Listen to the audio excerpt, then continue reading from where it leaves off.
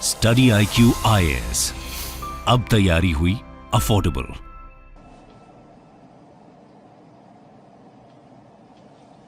नमस्कार दोस्तों जैसा कि अभी आपने ये वीडियो देखा, ये कल से सोशल मीडिया से लेकर हर जगह छाया हुआ है। इसका मेन कारण ये है कि जहां पर ये ड्रोन आपने देखा, जिस तरीके से ये अटैक हुआ, वो बेसिकली रशिया की जो कैपिटल है मॉस्को, उसके बीच का है। मतलब वहां पर एक क्रेमलिन जगह है। मैं आपको आगे बताऊंगा ये होता क्या है, व्हाट इज क्रेमलिन, क्योंकि कल से काफी इसकी चर्चा हो रही है। वहां पर सेंटर में इसको अटैक किया गया है और आरोप लगाया गया है रशिया के द्वारा कि ये अटैक यूक्रेन ने किया है। लेकिन दूसरी तरफ आप देख सकते हो कि यूक्रेन के जो प्रेसिडेंट हैं जेलेंस्की, उन्होंने इसको डिनाई कर दिया और उन्होंने कहा है कि we didn't attack Putin, Zelensky denies Russia's assassination claim. तो ये एग्जैक्टली हो क्या रहा है, इस वीडियो में मैं आपको हर एक पहलू, जो भी कुछ हुआ कल, उसके बारे में बताऊंगा। मतलब कि क्या रशिया ने इसको जानबूझकर कराया होगा, क्या यूक्रेन ने इसको किया होगा, वो सारी चीजों को हम समझेंगे विस्तार से। चलिए आगे बढ़ते हैं, लेकिन उससे पहले ध्यान रखिएगा, कल से हमारा जो ये वाला बैच है, प्रीलिम से लेकर इंटरव्यू तक की, जिसमें पूरी तैयारी कराई जाएगी,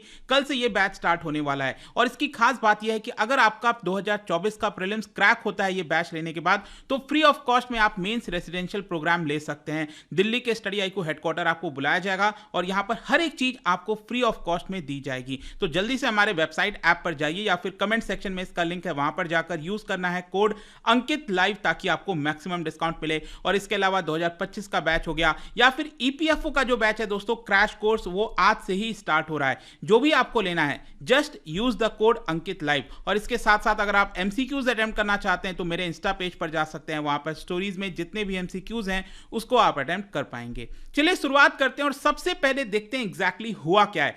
देखिए, यूक्रेन के प्रेसिडेंट जेलेंस्की ने डिनाई कर दिया है कि उनके कंट्री का कोई भी रोल नहीं है। मतलब कि क्रेमलिन पर, डोंट वरी दोस्तों, मैं आपको बताऊंगा, क्योंकि बहुत से लोगों को पता ही नहीं है कि ये क्रेमलिन एग्जैक्टली है क्या, इसका मतलब क्या होता है। लेकिन अभी के लिए आप ये समझिए कि Kremlin one of the most important place है। जैसे कि भारत के अंदर अगर हम बात करें, जो दिल्ली हो गया, दिल्ली में यहां पर जो सेंट्रल विस्टा प्रोजेक्ट चल रहा है, पार्लियामेंट की बिल्डिंग है, इंडिया गेट है, राष्ट्रपति भवन है, वैसे ही आप समझ सकते हैं कि मॉस्को के अंदर ये सबसे इंपॉर्टेंट प्लेस है। तो वहां पर ये जो ड्रोन के माध्यम से अटैक किया गया है, उसकी जिम्मेदारी जेलेंस्की ने हटा दी है। कहा है कि हमने यहां पर कुछ भी नहीं किया है। वी डोंट अटैक पुतिन और Moscow, we fight on our territory. हम अपने टेरिटरी पर लड़ रहे हैं, क्योंकि रशिया ने हमारा टेरिटरी यहां पर ले लिया है, जिसको हमें लेने की आवश्यकता है। आप सबको पता ही होगा कि रशिया के पास अभी भी जो ईस्टर्न वाला पार्ट है यूक्रेन का, वो कंट्रोल है रशिया का। तो यूक्रेन का यह कहना है कि अभी तो हम अपने ही टेरिटरी को लेने की कोशिश कर रहे हैं,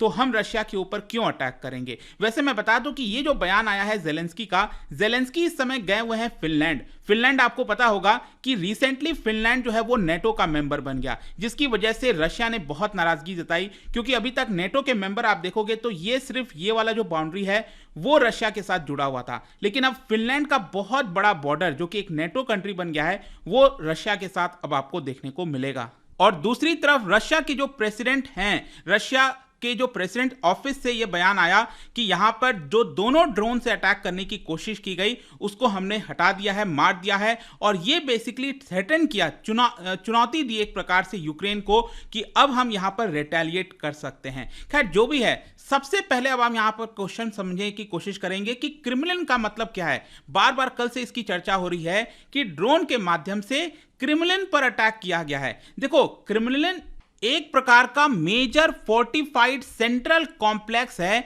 जो कि हिस्टोरिकली आपको रशियन सिटीज में देखने को मिलेगा। मतलब रशिया के अलग अलग शहरों में आपको इस तरह का जो क्रेमलिन है वो देखने को मिलता है। तो क्रेमलिन का मतलब क्या है, ये बेसिकली एक प्रकार का फोर्ट्रेस होता है इनसाइड अ सिटी। मतलब कोई शहर है, उस शहर के बीच में यहां पर एक तरह का किला आप कह सकते हैं, एक बड़ा सा किला है। और आपको पता ही है कि किला चारों तरफ से घिरा होता है, वहां पर वॉल्स बने हुए होते हैं, राइट। तो रशिया के हिस्टोरिकली अगर आप देखिए तो वहां पर जितने भी शहर हैं रशिया के, ज्यादातर शहरों में आपको इस तरह का जो क्रेमलिन है, जो फोर्ट्रेस है, वो दिखाई देता है। उसी को कहा जाता है क्रेमलिन। लेकिन आज के डेट में, प्रेजेंट डेट में एक्चुअली क्या है कि जो सबसे फेमस क्रेमलिन है वो बन गया है मॉस्को क्रेमलिन, क्योंकि मॉस्को में यहां पर सबसे बड़ा जो फोर्ट्रेस है वो आपको देखने को मिलता है। अगेन यहां पर आप इस पिक्चर में देख पाओगे मॉस्को के बीचों बीच, मतलब कि जो कैपिटल है रशिया की मॉस्को, उसके बीचों बीच में इस तरह का आपको फोर्ट्रेस दिखाई देगा, जहां पर आप देख सकते हैं ये किस तरह से जो वॉल है उससे वो घिरा हुआ है। इसके अंदर कई सारे पैलेसेस आपको देखने को मिलेंगे, कई सारे जो चर्चेस हैं वो आपको देखने को मिलेंगे। तो क्रेमलिन, अगर मॉस्को के क्रेमलिन की बात करें तो इसके अंदर 5 पैलेसेस हैं, 4 कैथीड्रल्स हैं। कैथीड्रल्स मतलब जो चर्च है, कैथीड्रल चर्च, और इसके अलावा वो वॉल से आपको घिरा हुआ देखने को मिलेगा और टावर्स भी देखने को मिलेंगे। ये वॉल आप देख रहे हो ना, चारों तरफ से घिरा हुआ है, और ये टावर्स वगैरह आप देख पा रहे होगे। यहां पर पैलेस भी है, मतलब कि जो पुतिन का जो रहने का स्थान है, जो रेसिडेंस है, वो भी आपको देखने को मिलेगा। कहने का मतलब यह है कि इसके अंदर ये वाला जो पैलेस आप देख रहे हो ना, ये इसको कहा जाता है ग्रैंड क्रेमलिन पैलेस। ये हिस्टोरिकली क्या था कि जो रशियन एम्परर थे उनका ये रेसिडेंस था, जगह था, लेकिन आज के डेट में जो रशिया के प्रेसिडेंट हैं उनका ये ऑफिशियल रेसिडेंस है। अगेन मैं आपको एक और पिक्चर में दिखाता हूं, ये आप देख सकते हो, ये जो आप देख रहे हो ना यहां पर, ये जो पैलेस है इसी की हम बात कर रहे हैं। ये आपका पुतिन का जो ऑफिशियल रेसिडेंस है वो देखने को मिलता है। और अगेन इस पिक्चर में, ये रियल पिक्चर है, आप देख सकते हो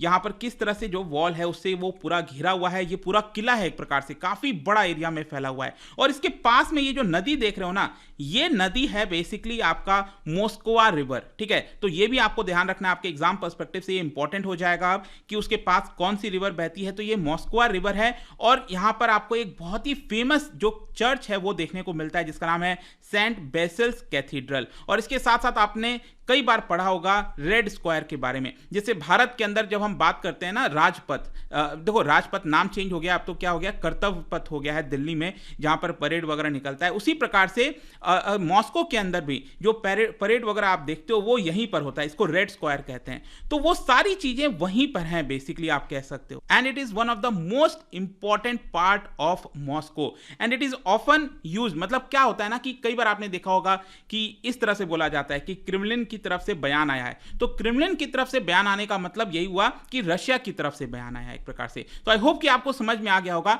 कि एग्जैक्टली क्रेमलिन का मतलब क्या होता है। देखो कल यहां पर जो ऑनलाइन फुटेजेस वगैरह सामने आई, जो वीडियो सामने आए, उसमें 2 चीजें आपको देखने को मिलेंगी। एक तो ये देखने को मिलेगा कि ये जो पैलेस है उसके पीछे यहां पर आपको स्मोक दिख रहा होगा, तो ड्रोन के माध्यम से कुछ अटैक वगैरह हुआ जिसकी वजह से ये स्मोक निकल रहा है। बेसिकली मैं इसी पैलेस की बात कर रहा हूं, ये जो पैलेस है ना उसी के पीछे से ये जो स्मोक है वो देखने को मिला। और दूसरा यहां पर ये देखने को मिला कि वहां के क्रेमलिन के अंदर एक सेनेट बिल्डिंग है, ये आप देख सकते हो, इसी सेनेट बिल्डिंग की हम बात कर रहे हैं। तो वहां पर जो ड्रोन अटैक हुआ था उसकी वजह से ये छोटा सा आग लग गया था, ये आप देख सकते हो, कोई बहुत ज्यादा हानि नहीं पहुंची है, लेकिन अगेन ये सेनेट बिल्डिंग के ऊपर ही आप देख पा रहे होगे ये आपका आग लगा है। तो ये दोनों 2 अटैक किए गए हैं बेसिकली।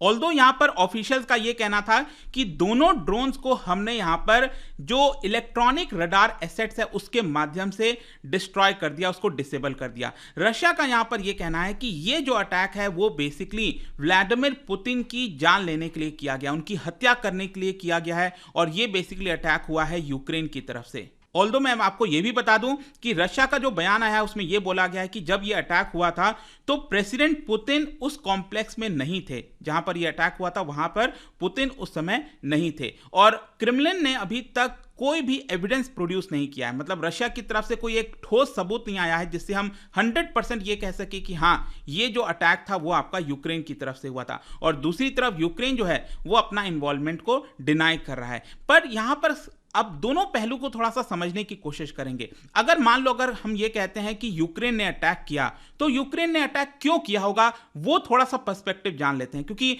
कई सारे जो कमेंटेटर्स हैं उनका कहना है कि हो सकता है कि यूक्रेन ने अटैक किया हो। मैं आपको बता दूं कि यहां पर जो एक मेन चीज सामने आ रही है वो ये है कि 9 मई को, आज क्या है, आज तो 4 मई है, 9 मई को विक्ट्री डे सेलिब्रेट किया जाएगा रशिया के अंदर। अब देखो ये विक्ट्री डे क्या होता है, विक्ट्री डे एक प्रकार से 1945 में सोवियत की जो आर्मी है उन्होंने नाजी जर्मनी के ऊपर जीत पाई थी, और इसी की वजह से हर साल जो है विक्ट्री डे सेलिब्रेट किया जाता है, एक परेड निकलता है। और मैं आपको बता दूं ये परेड सिर्फ मॉस्को में नहीं निकलता है, ये आपको रशिया के हर एक शहर में, हर एक जगह देखने को मिलेगा। कुछ ऐसा ही जैसे भारत के अंदर जो रिपब्लिक डे होता है ना, संविधान लागू हुआ था, रिपब्लिक डे जो हम सेलिब्रेट करते हैं और परेड निकलता है, चीफ गेस्ट आते हैं, तो कुछ वैसा ही आपको वहां पर भी देखने को मिलता है। वो लोग 9 मई को मनाते हैं। तो यहां पर कई सारे कमेंटेटर्स का यह कहना है कि सिंबॉलिकली ये डे बहुत इंपॉर्टेंट है रशिया के लिए। तो हो सकता है कि इस परेड के जस्ट पहले यहां पर पुतिन को मारने की कोशिश की गई हो, और यह पहला कदम होगा, मतलब उसके पहले यहां पर थोड़ा सा चीजें बिल्डअप करने की कोशिश की जा रही हैं। वैसे मैं आपको बता दूं कि ये जो हालात चल रहे हैं इस समय रशिया और यूक्रेन के बीच में, इसको देखते हुए रशिया के ज्यादातर शहरों से ये जो परेड है उसको कैंसिल कर दिया गया है। लेकिन रेड स्क्वायर पर, ये जो रेड स्क्वायर मैंने आपको दिखाया था मॉस्को में, यहां पर परेड डेफिनेटली होगा 9 मई को। तो उसके पहले एक बड़ी साजिश करने की कोशिश की जा रही है यूक्रेन की तरफ से। एक पहलू यह हो गया, लेकिन दूसरा पहलू यहां पर यह है, एक और चीज हमें समझने की जरूरत है कि मान लो अगर यहां पर अटैक हुआ है, अगर यूक्रेन ने किया है, तो सवाल तो रशिया के ऊपर भी खड़े होते हैं ना कि रशिया एक इतनी पावरफुल कंट्री है डिफेंस के मामले में, तो उनका एयर डिफेंस क्या कर रहा था? क्योंकि आप समझिए, ये अगर यूक्रेन अटैक करेगा तो आप सोच के देखो, अगर हम नियरेस्ट लोकेशन देखें यूक्रेन से, अगर आप मॉस्को का नियरेस्ट जो मिनिमम डिस्टेंस है वो आप देख सकते हो, इट इज मिनिमम 450 किलोमीटर। तो क्या यूक्रेन के पास इतनी क्षमता है कि इतने दूरी तक ड्रोन को वहां तक ले जाए और उससे फिर वहां तक अटैक करे? क्या यह पॉसिबल है? तो यहां पर सवाल खड़े होते हैं रशिया के ऊपर भी कि क्या वो इस तरह के अटैक रोकने में नाकामयाब है। वैसे मैं बता दूं कि रिसेंटली मॉस्को के कई सारे घरों के छतों के ऊपर इस तरह का जो ड्रोन वगैरह एंटी एयरक्राफ्ट सिस्टम वो मॉस्को ने डिप्लॉय किया था, क्योंकि मॉस्को को यहां पर डर था कि यूक्रेन के जो सिंपथाइजर्स हैं, जो हो सकता है कि रशिया में रह रहे हो, वो यहां पर रशिया को चोट पहुंचाने की कोशिश करें। यह भी यहां पर एक पहलू है। लेकिन मान लो अब दूसरा चीज यहां पर यह है, कई सारे कमेंटेटर्स ये भी कह रहे हैं कि हो सकता है कि शायद रशिया ने जानबूझकर इस तरह का अटैक दिखाने की कोशिश की हो। राइट, यह भी हो सकता है। अब इसका जो जस्टिफिकेशन है वो ये दिया जा रहा है कि अगर मान लो इस तरह का अटैक दिखाता है रशिया कि हमारे ऊपर यूक्रेन ने अटैक किया है, पुतिन को मारने की कोशिश की है, तो इसकी वजह से रशिया के पास एक बहाना मिल जाएगा कि वो बड़ा एक हमला यूक्रेन पर अब कर सकता है। वो ये कह सकता है कि हमारे ऊपर इस तरह का अटैक हुआ है, हमारे प्रेसिडेंट को मारने की कोशिश की गई है, इसकी वजह से हम यूक्रेन को नहीं छोड़ेंगे और हम एक बड़ा युद्ध करने की कोशिश करेंगे। वो भी हो सकता है। और यूक्रेन बार बार यही कह रहा है कि यूक्रेन कह रहा है तो जानबूझकर रशिया ने ये अटैक जानबूझकर खुद के ऊपर कराया ताकि उसको एक बहाना मिल जाए कि वो यूक्रेन पर हमला कर सके। यहां पर कई सारे कमेंटेटर्स, इनका भी बयान आप देख सकते हो, ट्वीट किया गया है। I have some serious question marks, is it really realistic? क्या ये रियलिस्टिक है कि इतने दूर से ड्रोन आकर, और ड्रोन इतने दूर से आ रहा है और एग्जैक्टली जो क्रेमलिन का एकदम टॉप है वहां पर आकर ये ब्लास्ट हो रहा है, यहां पर डिस्ट्रॉय हो रहा है, तो क्या ये ऐसा पॉसिबल है? तो बहुत सारे सवाल खड़े होते हैं इसको लेकर। वैसे मैं आपको बता दूं, रशिया यूक्रेन का वॉर इस समय जो चल रहा है उसको लेकर 434 डेज ऑलरेडी हो चुके हैं इस समय, और इसका नुकसान जाहिर सी बात है यूक्रेन को तो हुआ ही है, रशिया के सोल्जर्स का भी हुआ है। रशिया के बहुत सारे सोल्जर्स मारे गए हैं यहां पर। यूक्रेन को तो पूरा, उनके तो शहर शहर तहस नहस हो चुके हैं। खैर, अभी इस समय अगर आप प्रेजेंट सिचुएशन देखोगे तो यूक्रेन का जो ईस्टर्न वाला पार्ट है, डोनबास रीजन, जैसा कि आपको पता होगा, वहां पर पूरा कंट्रोल इस समय रशिया ने कर रखा है, और यूक्रेन रशिया में दोनों के बीच में फाइट चल रही है। यूक्रेन ये वाले टेरिटरी को डिफेंड कर रहा है, और जो रशिया है वो ईस्टर्न वाली टेरिटरी को डिफेंड कर रहा है, और यूक्रेन अपनी टेरिटरी को लेने की कोशिश कर रहा है। ये फाइटिंग चल रही है। और साथ ही साथ खबरें ये भी आई हैं कि यूक्रेन जो है बहुत सारा नुकसान रशिया के जो एसेट्स वगैरह हैं उनके ऊपर पहुंचाने की कोशिश कर रहा है, और दूसरी तरफ जो रशिया है वो और आगे बढ़ने की कोशिश कर रहा है यहां से, ताकि ज्यादा से ज्यादा जो एरिया है वो रशिया के कब्जे में आ सके।